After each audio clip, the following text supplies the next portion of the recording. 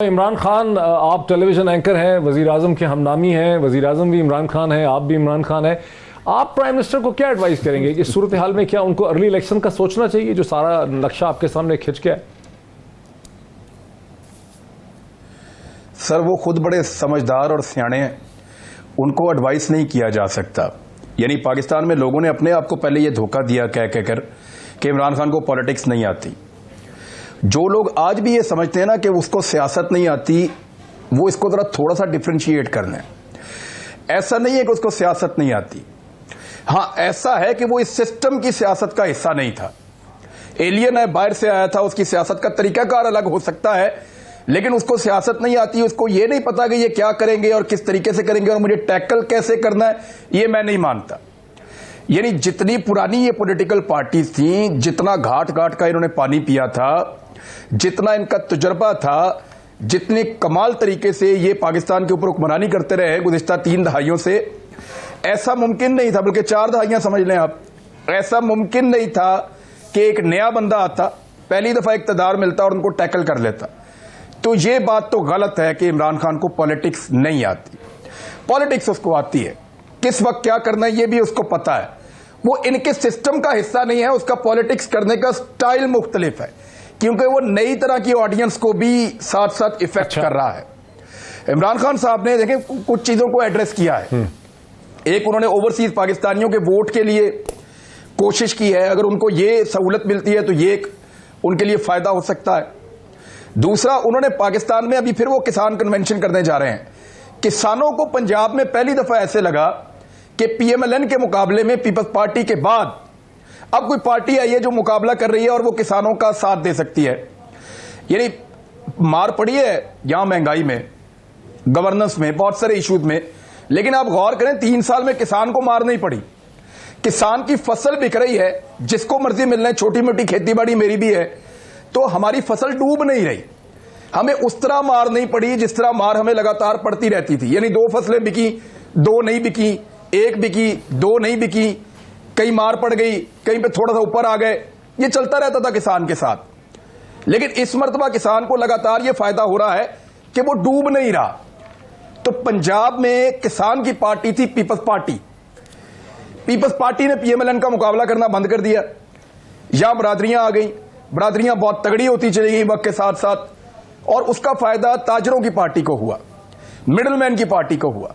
किसान यहां पे शुरू से यह समझता है कि पीपल्स पार्टी हमारी पार्टी हो सकती थी, और वो पीपल्स पार्टी के साथ रहे भी।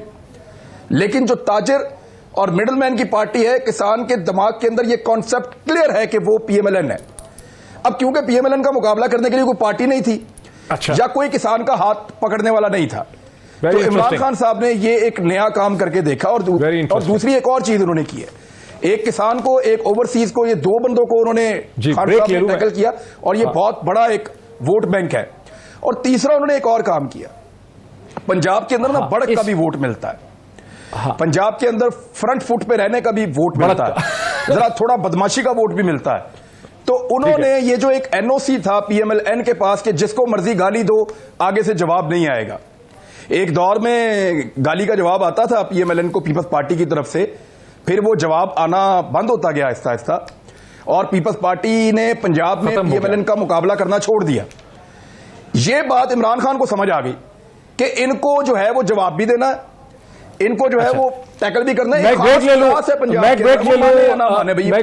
एक खास क्लास। इमरान खान साहब, मैं एक ब्रेक ले लूं। बेसिक पे एंकर पर्सन इमरान खान ये कह रहे हैं कि वजीर आजम इमरान खान जो है, उन्होंने कम से कम 3-4 चीजें पकड़ ली हैं। एक, उन्होंने पंजाब में जहां किसान समझता है कि पीएमएलएन ट्रेडर्स की पार्टी है, ताजर की पार्टी है, वहां पीटीआई किसान की पार्टी बन के इमर्ज कर रही है। दूसरा चीज है, वो ओवरसीज वोट को पकड़ रहे हैं क्योंकि उनका पाकिस्तान के हलकों में बड़ा असर रसूख है। और फिर एक तीसरी चीज बड़ी इंटरेस्टिंग उन्होंने कही कि उन्होंने जो गाली निकालने की भी पॉलिटिक्स है, जो दबक लगाने की पॉलिटिक्स है, वो भी उन्होंने जो है वो पकड़ी हुई है। इमरान खान साहब वो नहीं मानते आपकी बात, आपने 3 आर्गुमेंट रखे थे, उन्होंने उसके जवाब में काउंटर थीसिस रख दिया, आपकी बात नहीं मानते। तो ये तो कोई शर्त नहीं है कि मैं बात करूं और वो बाकी सबको माननी भी पड़े। वो मेरा आर्गुमेंट था, लोग सुन रहे हैं, अगर उनको ठीक लगे तो ठीक है। आरिफ भाई का आर्गुमेंट है, और आरिफ भाई जो बात कर रहे हैं, देखें उसमें एक चीज जो मेरी रह गई थी, 4th पॉइंट, वो ये था कि जो अमेरिका को रिप्लाई किया इमरान खान साहब ने, देखें, जब खैबर पख्तूनख्वा में उन्होंने पहली दफा हुकूमत बनाई तो उसकी जो सबसे बड़ी वजह थी ड्रोन हमलों की मुखालफत उन्होंने की और जो दहशतगर्दी के खिलाफ जंग है उससे पाकिस्तान को बाहर निकालने की बात की। उसका बड़ा उनको जबरदस्त फीडबैक मिला था उनको। ये एक मरतबा फिर खैबर पख्तूनख्वा में अपने आप को मजबूत किया। आप जाके सर्वे करवा लें, ये जो स्टेटमेंट्स हैं अमेरिका के बारे में खास तौर पे, इन्होंने उनको कितना सर्व करेंगे और इलेक्शन में कितना ज्यादा सर्व कर सकते हैं, इसका अंदाजा आप लोग अगर खैबर पख्तूनख्वा जाते हैं, वहां के लोगों से बात करते हैं तो आपको हो सकता है। और खास तौर पे अफगानिस्तान के हवाले से उनकी पॉलिसी, ये चार चीजें हैं। मुझे ऐसा लगता है कि किसान जो है, जो पहले पीटीआई को एक ऑप्शन के तौर पे नहीं दिखता था, वो देख सकता है। ओवरसीज पाकिस्तानी जो है, मुझे नहीं लगता कि किसी और पार्टी को वोट डालेंगे, पीएमएलएन को या पीपल्स पार्टी को। पीपल्स पार्टी को पूरी दुनिया में 9 मिलियन वोट मिल गया तो मुझे नहीं लगता उनको 20,000 वोट भी पड़ेंगे। तो इसी तरह जो किसान है, ओवरसीज है, एक भड़क का वोट है पंजाब में। और आखिरी चीज जो मैंने आपको बताया कि ये जो पॉलिसी इमरान खान साहब की अमेरिका के बारे में है, जिसपे आरिफ हमीद भट्टी साहब जैसा नाकद जो तनकीद करने में अपनी शोहरत रखते हैं, अगर वो ये कहते हैं कि मुझे पाकिस्तानी होने पर फख्र है, तो वो लोग जो ऑलरेडी इस चीज के इंतजार में बैठे हुए थे, वो इस पे क्या सोच रहे होंगे खैबर पख्तूनख्वा में, कबायली इलाकों में या दूर दराज ऐसे एरियाज में जो इफेक्टेड है, वहां पे बैठे हुए। तो मुझे ऐसा लगता है कि इससे फर्क पड़ेगा। अभी अगर आप बाकी पॉलिटिकल पार्टीज क्या कर रही हैं तो उनका वो कैसे बेचते हैं। इमरान, इलेक्ट्रॉनिक वोटिंग मशीन सिर्फ इलेक्शन दिन की रिगिंग को संभाल सकती है, क्या आप इसको फेवर करेंगे या आप इसके खिलाफ हैं? चार चीजें छोटी छोटी मुझे जल्दी से आपको बतानी है। एक तो टीएलपी इलेक्शन लड़ेगी, ये फैसला हो चुका है, ये मैं खबर दे रहा हूं, इसके आगे मत जाएं, अभी यहां तक रुकें। और आपको भी इस बात का पता है, यू वर देयर। तो टीएलपी इलेक्शन लड़ेगी, नंबर एक। नंबर दो, इसको बनाया था पीएमएलएन ने, इसकी इब्तदाई फंडिंग उन्होंने की थी, इसका आपको भी पता है, सबको पता है, इदारे भी जानते हैं कि ये पीएमएलएन ने इसको शुरू किया था तारुल कादरी के खिलाफ एक ताकत खड़ी करने के लिए। दो चीजें ये होगी। तीसरी, इलेक्टोरल रिफॉर्म्स पे ये जो ईवीएम्स का मामला है ना, ये बड़ा हसास है, ये होना चाहिए।